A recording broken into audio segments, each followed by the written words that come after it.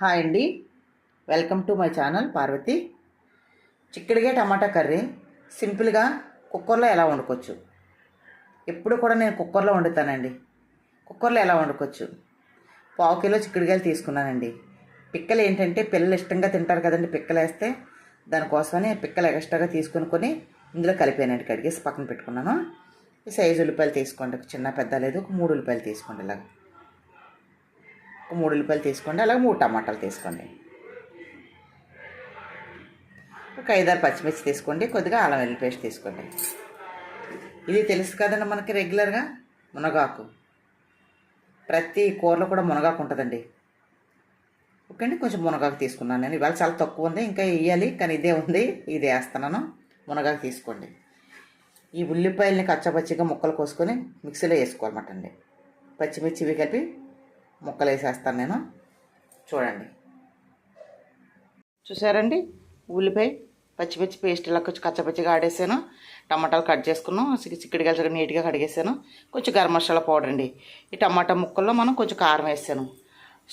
ఇప్పుడు స్టవ్ మీద కుక్కర్ పెట్టాను. అల్లం వెల్లుల్లి పేస్ట్ కూడా కొద్దిగా ఆయిల్ వేసానండి. ఇదిగో కొంచెం అల్లం వెల్లుల్లి పేస్ట్ ఇలా కొంచెం వేపితే పచ్చి వాసన అనేది పోతుందండి. ఎక్కువ కాదు, కొంచెం ఒక్క నొరగ అలా వస్తే సరిపోద్ది అన్నమాట అండి.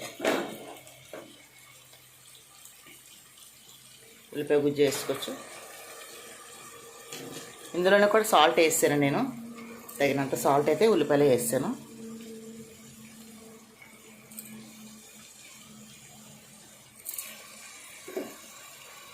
చూసారండి, మునగాకు ఇప్పుడే వేసేసుకోండి.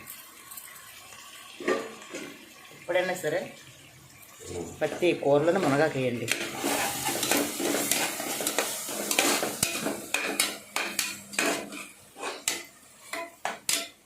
ఎప్పుడు కూడా మంట సిమ్లో పెట్టుకోండి. ఆయిల్ తక్కువ ఉంటుంది కాబట్టి మంట సిమ్లో వేపుకుంటే మాడకోకుండా స్థాయిగా ఎగుతుందండి.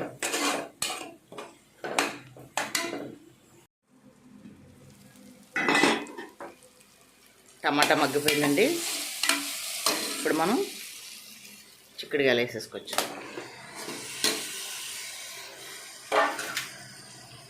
ఇవి ఇక్కడ ఒక 2 నిమిషాలు మనం మూత పెట్టుకుంటే ఇవి అవి కలిపి మగ్గుతాయి. 1 నిమిషం, ఎక్కువ అవసరం లేదు, 2-3 నిమిషాలు. 1 నిమిషం మూత పెట్టాలి. చూడండి, చిక్కుడుకాయ కూడా మగ్గిపోయింది. ఆవిరి పెట్టేస్తుంది.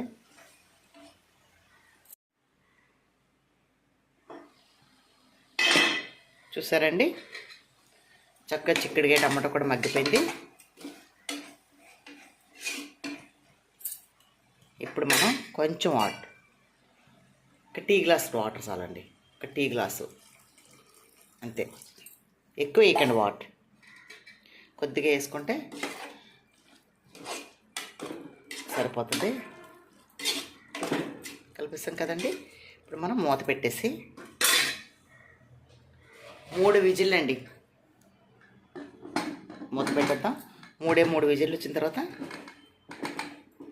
ఇప్పుడు మనం మంట ఇలా పెట్టేసుకోండి, సరిపోద్ది. సింపుల్గా అయిపోద్దండి 5 నిమిషాల్లో. మీరు అన్నీ చక్కగా తయారు చేసుకొని అన్నీ పక్కన పెట్టుకున్నారనుకోండి, 5 నిమిషాల్లో అయిపోద్ది కర్రీ. కుక్కర్లో వండిన కర్రీ చాలా టేస్ట్ వస్తుందండి. పైగా మునగాకు వేస్తున్నాం కదండి, పేస్ట్ అయిపోద్ది అనమాట. అదే మామూలుగా మనం మూకిట్లో పెనంలో దాకలో వండుతాం చూసారా, అది ఏమవుతుందంటే ఆకుల పలంగా ఉండిపోద్ది. కుక్కర్లో ఎప్పుడైతే ఉండమో మునగాకు అనేది మనకి అసలు కనిపించదండి. ఇప్పుడు కూడా 3 విజిల్ రావాలి. చూడండి, అయిన తర్వాత 3 విజిల్ అయిపోయండి. చూసారా గుజ్జులాగా ఎంత బాగా వచ్చిందో కర్రీ. కొంచెం వాటర్ వేసుకుంటే ఇలా వస్తామండి.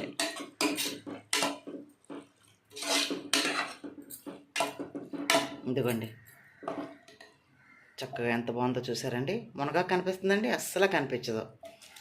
ఇలాగండి రెగ్యులర్గా ప్రతిరోజు కూడా మునగాకు ఏదో రకంగా వాడండి. సింపుల్గా కుక్కర్లో కర్రీ ఎలా వండుకోవాలా. కుక్కర్లో వండుకున్న కూరకండి ఆయిల్ తక్కువ వేసుకున్నా కూడా రుచిగా ఉంటుందండి. ఎప్పుడైనా కుక్కర్లో వండి చూడండి. మీరు మామూలుగా వండుతారు, కుక్కర్లో కూడా వండి చూడండి, చాలా టేస్ట్గా ఉంటుంది కూర.